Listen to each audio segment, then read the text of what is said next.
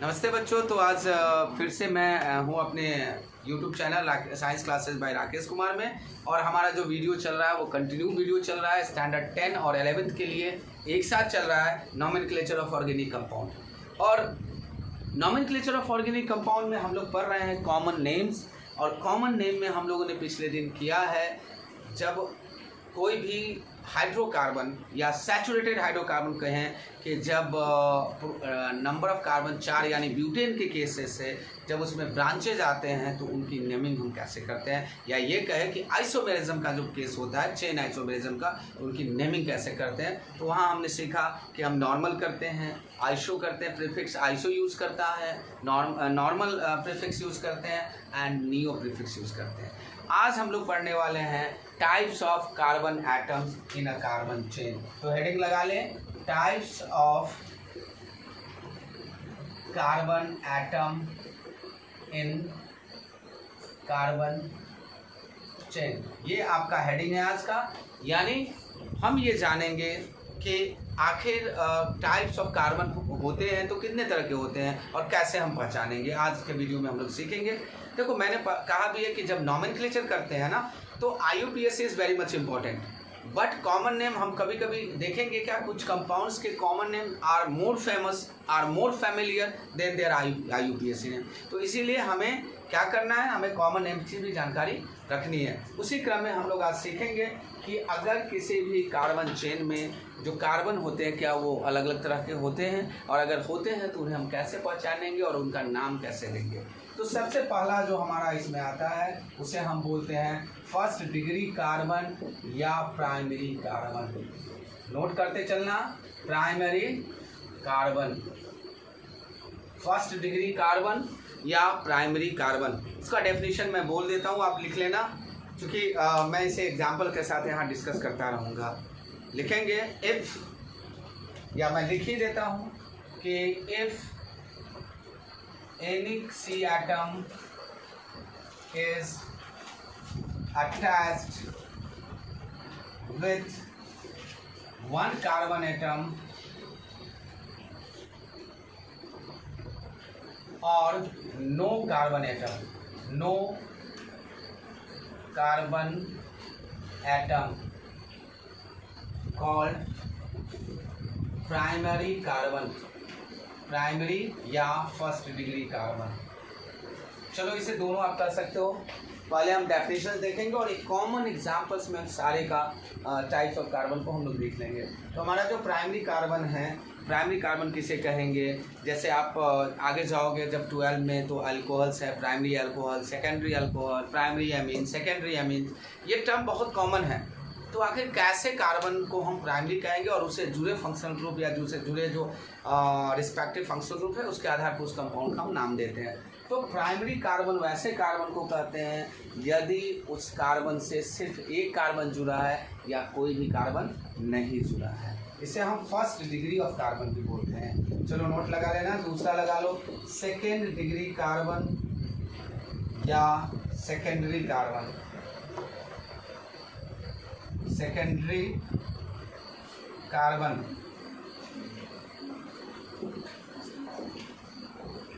देखो, आपने कुछ बच्चों ने कमेंट किया कि सर 11th का नॉमेनक्लेचर भी बताएं, तो मैं उनको बता दूं कि जो हमारा 10 का क्लासेस हो रहा है नॉमेनक्लेचर का, वो 10, 11 दोनों कंबाइंड लेके चल रहा हूं मैं।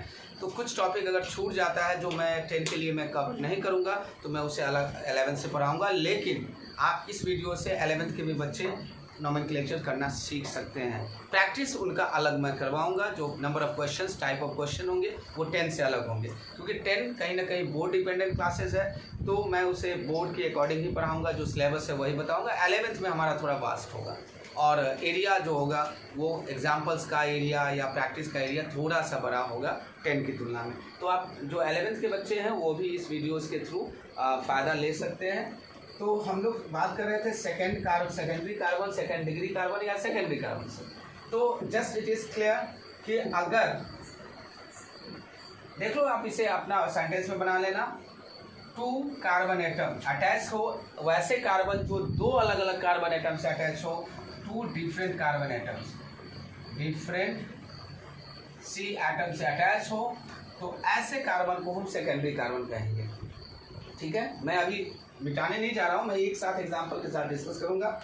तीसरा होने वाला है थर्ड डिग्री कार्बन, या इसे हम टर्शियरी कार्बन भी बोलते हैं। टर्शियरी कार्बन, टर्शियरी कार्बन बोलते हैं कि if a carbon that carbon atom which is attached with 3 different carbon atoms, तो इसे हम कहेंगे tertiary carbon. 3 different C atoms, ठीक है। एक और आता है क्वार्टनरी और 4 डिग्री कार्बन, या क्वार्टनरी कार्बन। जैसे कि क्लियर है, 4 डिफरेंट कार्बन एटम से अटैच हो जाए, वैसे कार्बन को क्वार्टनरी कार्बन कहेंगे। एक बार लिख लो, जल्दी से इसको लिख डालो, नोट करो।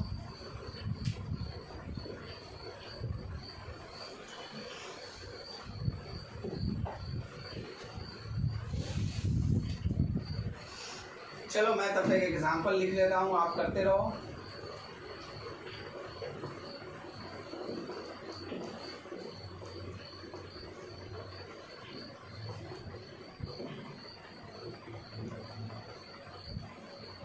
चलो नोट कर लिया।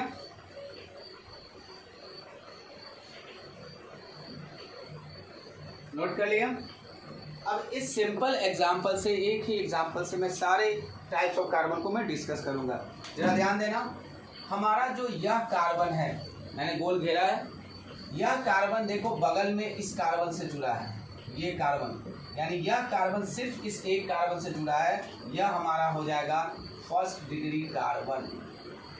ध्यान देना, यह हमारा हो जाएगा फर्स्ट डिग्री कार्बन। चलो मैं थोड़ा साफ कर लूं ताकि आपको साफ साफ व्यू मिल सके।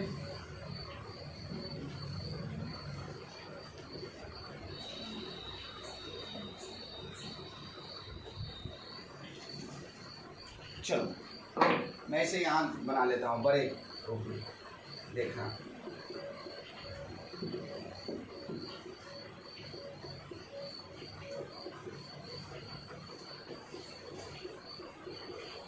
ध्यान देना, यहाँ यह जो कार्बन है यह एक कार्बन से जुड़ा है, तो यह चेन में जो यह कार्बन होगा इसे हम कहेंगे फर्स्ट डिग्री कार्बन या प्राइमरी कार्बन। अब ध्यान देना इस कार्बन की तरफ, यह इधर एक कार्बन से जुड़ा है और इधर एक कार्बन से जुड़ा है, तो यह कार्बन दो अलग अलग कार्बन से जुड़ा है, यह हो जाएगा सेकेंडरी कार्बन। ठीक है। अब जरा देखना, यह जो है यह कार्बन इधर एक कार्बन, इधर एक कार्बन और ऊपर एक कार्बन से जुड़ा है, यह 3 डिग्री कार्बन। और जरा ध्यान देना इस कार्बन पे, यह जो बीच का कार्बन है, carbon carbon carbon and carbon, क्योंकि जब तुम स्ट्रक्चर खींचोगे, अगर अभी समझ में नहीं आ रहा है तो इसका स्ट्रक्चर मैं खींच दूं, देख लो इसका स्ट्रक्चर भी। इसका स्ट्रक्चर ऐसे होगा, सी सी सी, ये H3 ऐसे, ये H3 इसका ऐसे, ये इसका H3 ऐसे, देख लो यहाँ है C, फिर इसका C, इसका H3 देख लो, ये चलो ये नीचे H आ गया, यहाँ देखो C, H2 है, 1 2 C, ये ऐसे। अब चीज़ें क्लियर ज़्यादा हो गई है। यह कार्बन चूंकि एक ही कार्बन से जुड़ा है, यहाँ देख लो दिस इज प्राइमरी और फर्स्ट डिग्री कार्बन। यह कार्बन इधर एक कार्बन से जुड़ा और इधर एक कार्बन से जुड़ा है, यह हो गया सेकेंड डिग्री कार्बन। ठीक है। और यह कार्बन देखो ऊपर एक कार्बन से जुड़ा है, यहाँ एक कार्बन से और यहाँ एक कार्बन से, यह हो गया थर्ड डिग्री कार्बन। और यहाँ देखना जरा, यह कार्बन 1 2 3 और 4 कार्बन से जुड़ा है, इट बिकम्स 4 डिग्री कार्बन। इस एग्जाम्पल को नोट कर लेना, अगर डाउट है तो देखना। फर्स्ट डिग्री, अगर एक कार्बन कोई वैसे carbon atom first degree carbon होते हैं जो किसी एक कार्बन से जुड़े हैं। अगर कोई कार्बन दो कार्बन अलग अलग कार्बन से जुड़ा है, that is second degree carbon. 3 carbon, अगर कोई कार्बन 3 अलग अलग कार्बन से जुड़े हैं, 3rd डिग्री कार्बन, एंड अगर कोई कार्बन एटम अलग अलग 4 कार्बन से जुड़ा है that is 4th degree carbon. So this is all about the saturated hydrocarbon में हम लोगों ने सीखा कि कैसे हम अगर ब्रांचिंग है तो कैसे हम नॉर्मल नियो और क्या आइसो हम प्रीफिक्स जोड़ते हैं, कैसे देंगे उसका नोमेनक्लेचर। दूसरा हमने टाइप्स ऑफ कार्बन को भी देख लिया। अब हम लोग चलेंगे अनसैचुरेटेड में जिसे हम ऑल्फिन्स कहते हैं। पहले आप इसे नोट कर ले जल्दी से।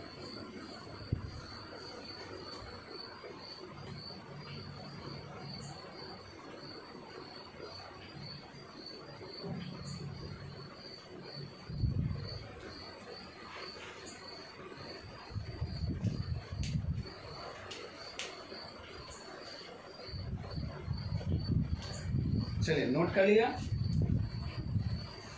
नोट कर लिया। अब चलते हैं जो हमारा कॉमन नेम के कड़ी में अगला है, उसे हम जानते हैं ऑल्फिन्स के नाम से। क्योंकि अनसैचुरेटेड में हमने पढ़ा है 2 तरह के होते हैं, carbon carbon double covalent bond and carbon carbon triple covalent bond. तो हम लोग आगे जो आज पढ़ेंगे वो है ऑल्फिन्स। ठीक है, हेडिंग डाल लो, ऑल्फिन्स।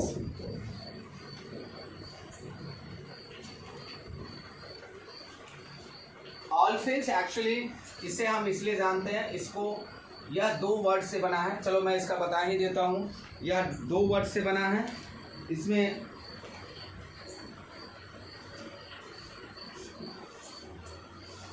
Oleum plus फिंट।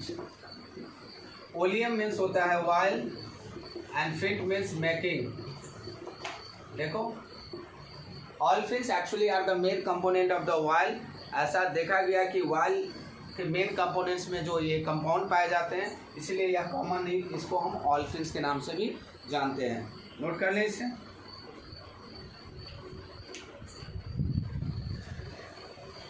ऑल्फिन्स basically unsaturated hydrocarbon होते हैं। आपको मैं बता दूं कि आपने जब अनसैचुरेटेड पढ़ा होगा, अनसैचुरेटेड तो हमने पढ़ा था carbon carbon double bond and carbon carbon triple covalent bond. तो हम लोग अभी पढ़ रहे हैं ऑल्फिन्स यानी कार्बन कार्बन डबल बॉन्ड के बारे में। तो ऑल्फिन्स एक्चुअली वैसे कंपाउंड्स होते हैं जिसमें सैचुरेटेड की तुलना में 2 कम हाइड्रोजन होता है। तो अगर जनरल फार्मूला की हम बात करें तो इनका जो इस ग्रुप का जो जनरल फार्मूला होता है आपका CnH2n, और अगर एल्केन होता तो +2 होता, हमने इसमें -2 कर दिया। अगर एल्केन +2 है और -2H एटम कर दो तो क्या आ जाता है CnH2n। यह एक इसका जनरल फार्मूला है। और नेमिंग के लिए बड़ा सिंपल सा तरीका है। हमने जैसे आपको नेमिंग में बताया कि ANE जो एल्केन का ANE होता है उसे आप हटा दो, YLENE। क्या करना है, YLENE जोड़ देना है, इसमें YLENE जोड़ देना है। जैसे मान लो ETHANE हमारा इथेन हो रहा है। इथेन किसे कहेंगे, C2H6। स्ट्रक्चर इसका देख लो,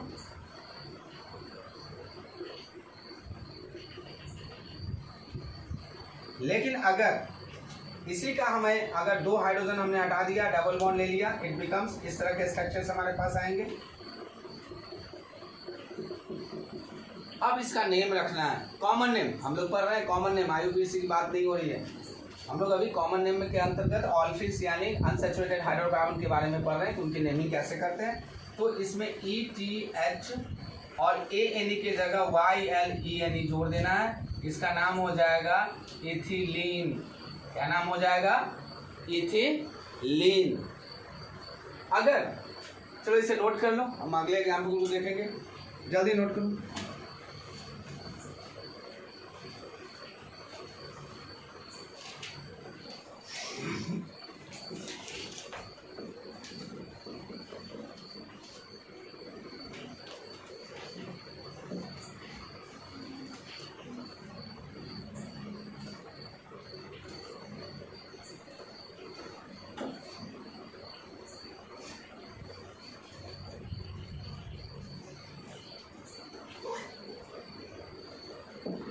चलो अगर हम देखते हैं, चलो इस कंपाउंड का नेम देते हैं 2 3 1 2 3 4 1 2 3 4 1 2 3 4। देखो ये हमारे पास कंपाउंड आ गया, 3 कार्बन है और इसका नेम रखना है हमें, तो ये हो जाएगा CH3 CH double bond CH2। 3 carbon atom है, इसका नाम हो जाएगा PROPANE के जगह YLENE, प्रोपेलीन। क्या नाम हो जाएगा? प्रोपेलीन। इसी तरह से ब्यूटेलीन, पेंटेलीन। देखो ये कॉमन नेम है, इसका यूज़ हम करें ना करें बट हम जानकारी इसके बारे में हम रख ले रहे हैं, ठीक है। चलिए नोट कर लीजिए इसको भी। और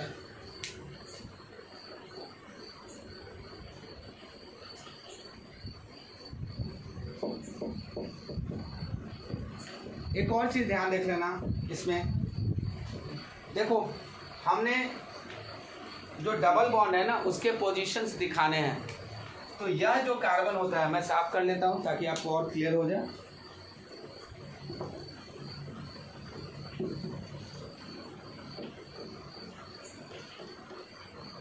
चलो इसी को रखते हैं।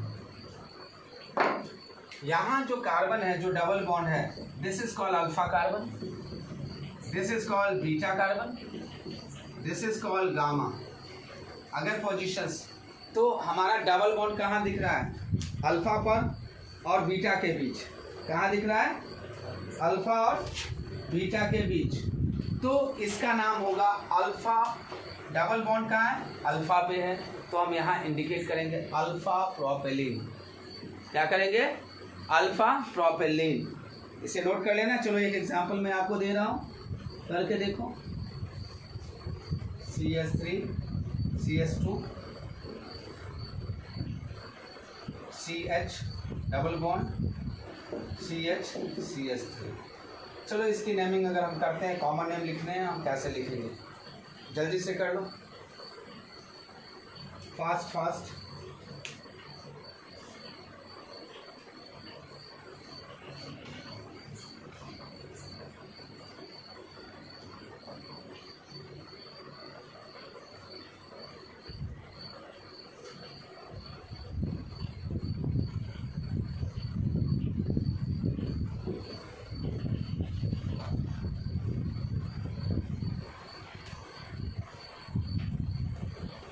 हो गया। चलो इसका हो जाएगा, देखो मैं कर देता हूँ, मैच कर लेना। अल्फा बीटा, क्या नाम हो जाएगा? बीटा। बीटा कार्बन के पास डबल बॉन्ड है, बीटा BUTYLENE, बीटा ब्यूटिलीन। अगर करेक्ट हो तो ठीक है, इसका मतलब है कि आपने इसके नोमेनक्लेचर को समझ लिया। ये कहीं कहीं आपको मिल जाएगा ऐसे कंपाउंड में। बेसिकली इसे बताने का मकसद है कि कहीं भी अगर कॉमन नेम आपको मिले, सो दैट आप कंफ्यूज ना हो, ठीक है। तो अल्फा प्रोपेलीन, बीटा ब्यूटालीन हो गया। अब जान लो कि ऐसे जो ऑल्फिस ग्रुप के जो पहले कंपाउंड होंगे, पहला मेंबर है वो आपका है C2H4। C2H4 क्या होगा? ETHYLENE, ethylene. So first member का नाम ऐसे अगर IUPAC के हाथ आएंगे तो हम इसे इथीन बोलते हैं, लेकिन अभी हमें IUPAC की चर्चा नहीं करनी है, हम लोग सिर्फ कॉमन नेम के बारे में डिस्कस कर रहे हैं। Common name will be ethylene, जिसे हम इथीन कहते हैं, ठीक है। अब चलते हैं हम लोग एक दूसरे ग्रुप जो अनसैचुरेटेड हाइड्रोकार्बन का है, carbon carbon triple covalent bond, ठीक है। Carbon carbon triple covalent bond, जब कार्बन दो कार्बन के बीच ट्रिपल कोवैलेंट बॉन्ड हो, इसे हम अल्काइन भी बोलते हैं, इसे हम अल्काइन भी बोलते हैं। इसका क्या होता है? इसका जनरल फार्मूला आप ऐसे देख लो। जनरल फार्मूला क्या होता है इसके लिए? इसके कंपाउंड जनरली CnH2n-2 को फॉलो करें, ठीक है। यानी 2 गुना से 2 कम ही है, यानी इसमें 4 हाइड्रोजन अल्केन की तुलना में कम होता है। जैसे अल्केन का हमारा वाला मेंबर है, दूसरा वाला तो पॉसिबल ही नहीं है, दूसरा मेंबर है हमारा C2H6। तो अल्केन से -4H atoms, 4 hydrogen atoms come कर दो तो आपको मिल जाएगा इस ग्रुप का कंपाउंड, दैट इज C2H2, ठीक है। इसे हम कॉमन नेम में एसिटिलीन भी बोलते हैं। क्या बोलते हैं? एसिटिलीन बोलते हैं। Ethylene double bond, triple bond के केस में एसिटिलीन बोलते हैं। और हम बाकी, चलो पहले इसको नोट कर लो।